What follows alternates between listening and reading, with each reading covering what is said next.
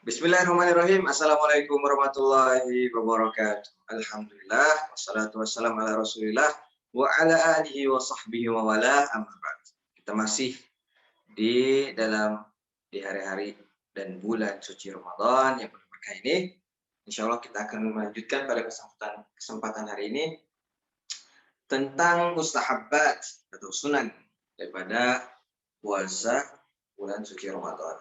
Apa saja itu? Maka kita di sini akan melihat di sini tentang puasa, apa sunah-sunahnya ya. Para hadirin yang semoga kita dirahmati oleh Allah Subhanahu wa taala. Di sini ada sunah-sunah berpuasa. Sunah-sunah berpuasa. Sunah-sunah berpuasa apa saja itu? Yang pertama adalah berdoa ketika melihat hilal. Jadi kita harus berdoa terlebih dahulu, ya. Dan jangan sampai lupa nih untuk apa? Untuk berdoa ketika melihat hilal. Hilal sudah nampak hilal Ramadan gitu ya. Kementerian Agama atau MUI telah menetapkan bahwasanya besok adalah hari pertama bulan suci Ramadan. Jangan lupa, karena saking kiranya mungkin kita lupa. Jangan lupa untuk apa? Untuk membaca doanya. Itu Allahumma ahillahu alaina bil amn. Ya Allah yang Maha Besar, jadikanlah ini bulan membawa keamanan. Ya. Ahillahu alaina bil amni, dan keamanan buat iman, dengan penuh keimanan. Jadi kita ketika melihat hilal di bulan Ramadan, kita berharap pada Allah tentunya apa? Yaitu meminta untuk apa? Keamanan, kenyamanan di bulan suci Ramadan dan keimanan. Ya, karena di bulan Ramadan kita juga mengupdate gitu ya, mengupdate daripada iman kita, memperbarui, menambah kembali iman kita di bulan suci Ramadan. Wassalam wal Islam. Ya, jadi karena bulan Ramadan itu tentram wal Islam, dan bagaimana kita menyerahkan diri kepada Allah Subhanahu wa taala dalam semua urusan, wa taufiq, dan juga taufik. Ya, jadi Allah Subhanahu wa taala berikan kepada kita taufik, arahan, ya, restu, petunjuk gitu ya. Lima tuhibbu wa tarda, dengan apa-apa yang engkau cintai dan ridhoi. Jadi ya Allah, ketika kita melihat hilal, ya Allah, berikanlah kami keselamatan, keamanan, rasa serah diri kepadamu dalam segala urusan, dan juga setelah itu apa? Taufik, kita diberikan petunjuk oleh Allah Subhanahu wa taala, ya, lima tuhib wa tarda, dari apa yang engkau sukai dan cinta. Jadi kita terus mohon agar kita terus di jalan yang lurus. Ya, shiratal mustaqim. Ya Allah, berikan kami jalan yang lurus. Nah, jadi itu sunnah yang pertama. Sunnah yang kedua yaitu adalah sahur. Sunnah kedua, sahur. Dalil apa? Dalil itu tasahharu fa inna fis sahur barokah. Sahurlah kalian, maka sesungguhnya pada sahur itu terdapat berkah. Walaupun sahurnya nggak mesti pakai nasi ya. Kalau Indonesia kan nasi gitu ya. Kalau orang Arab kan biasanya korma. Rasulullah SAW itu makan korma sama air gitu. Itu saja sudah dibilang sahur. Nggak mesti masak yang berat gitu ya, rendang, apalagi itu. Wah, masak pokoknya biar selera gitu. Itu nggak mesti. Maka sunahnya itu adalah korma, baik korma dan air putih, gelas air putih.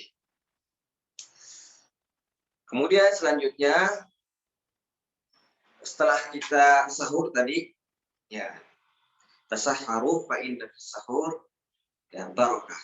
Bersahurlah kalian, karena sebenarnya di dalam sahur itu terdapat berkah. Jadi berkah apa? Bisa saja Allah Subhanahu wa taala menguatkan kita ya ketika kita lesu gitu ya. Ketika kita lesu, maka Allah Subhanahu wa taala berikan keberkahan, kekuatan gitu ya. Jadi kuat sampai dari pagi, dari subuh sampai maghrib pun kita masih kuat, dan juga kita banyak mengerjakan banyak aktivitas. Kenapa? Karena kita telah sahur, itulah keberkahan. Setiap aktivitas kita bernilai sangat berharga, sangat bermanfaat. Waktu kita yang dari pagi sampai maghrib itu sangatlah berkualitas, bermanfaat bagi diri kita, lingkungan, pekerjaan, dan sebagainya. Maka itulah keberkahan daripada sahur. Maka kata Nabi, tasahharu fa inna fis sahuri barakah. Maka sahurlah karena sesungguhnya dalam sahur itu adalah ada di sana keberkahan. Seperti itu. Kemudian mengakhirkan sahur. Nah, kita juga harus mengakhirkan sahur. Gitu ya. Jangan sahur terus-terusan nanti ke apa namanya ke kelewatan. Gitu. Kita ingat-ingat juga azan fajar itu sampai kapan. Ya 2 menit 3 atau 5 menit kita stop gitu untuk makan, stop dari makan dari sahur. Nah ya sahur nggak perlu mengakhirkan sahur itu ya sekitar sebelum azan, misalkan 15 menit sebelum azan gitu ya, atau 10 menit gitu, itu sudah termasuk mengakhirkan. Bukan dari isya kita dari tarawih kita udah makan gitu ya. Kecuali emang negara-negara yang sholat tarawihnya itu ya dekat sama azan subuh gitu, kan ada di sebagian negara gitu. Ketika dia sholat tarawih udah selesai, wah berapa menit lagi, setengah jam lagi itu pengen sahur gitu, pengen azan fajar gitu, subuh. Nah, maka di situ dia boleh aja, itu bisa termasuk mengakhirkan sahur. Itu sekitar 15 menit lah. Ya, karena Nabi Muhammad SAW itu kan ketika setelah sahur, ya antara jarak setelah sahur dengan azan fajar itu sekitar 15 menitan gitu ya. Membaca beberapa ayat, ya lamanya itu sekitar segitu. Nah, jadi ini sangatlah disunahkan dan dianjurkan gitu ya.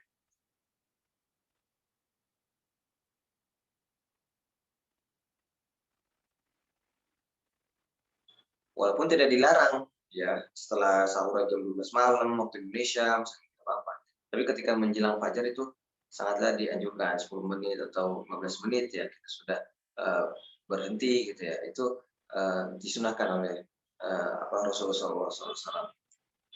15 menit untuk apa? Untuk ngaji, gitu kan, untuk sholat, gitu. Karena mengikuti Nabi ketika setelah sahur, ya membaca beberapa ayat, ya, dan sholat gitu. Nah, selanjutnya yang keempat ya, menyegerakan buka puasa. Ya inilah menyegerakan buka puasa. Wah ini misalkan ada orang yang wah saya nanti buka puasanya isya aja. Wah, saya lebih kuat. Nah itu Nabi tidak suka orang seperti itu. Kenapa? Karena Allah Subhanahu Wa Taala telah memberikan rukhsah pada umatnya maghrib gitu. Pas maghrib yang sudah buka gitu. Karena Allah Subhanahu Wa Taala mencintai orang yang mengambil rukhsahnya, keringanan yang Allah berikan padanya. Jadi jangan sok-sokan gitu untuk buka puasa jam bisa aja lah saya mah kan kuat gitu. Nah, itu tidak dibenarkan. Nah, karena Rasulullah SAW itu mencintai untuk orang yang menyegerakan dalam berbuka puasa. Kalau Rasulullah SAW, la yazalun nas bi khairin ma ajjalu al-fitr. Ya, kaum muslimin itu ya mereka tetaplah masih dalam keadaan keberkahan, kebaikan selama mereka itu menyegerakan buka puasa. Ini kan juga anjuran dan buat kesehatan kita gitu ya. Jangan sampai kita pingsan gitu ya. Karena sudah waktunya buka, dia juga tidak buka.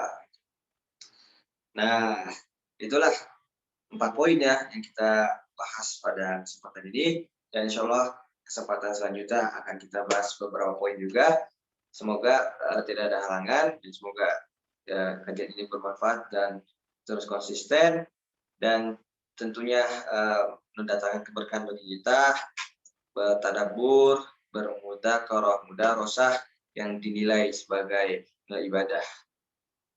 Amin amin rabbal alamin. Kita tutup dengan subhanallahumma rabbihamdika asyhadu an la ilaha illa anta astaghfiruka wa atubu ilaik. Wassalamualaikum warahmatullahi wabarakatuh.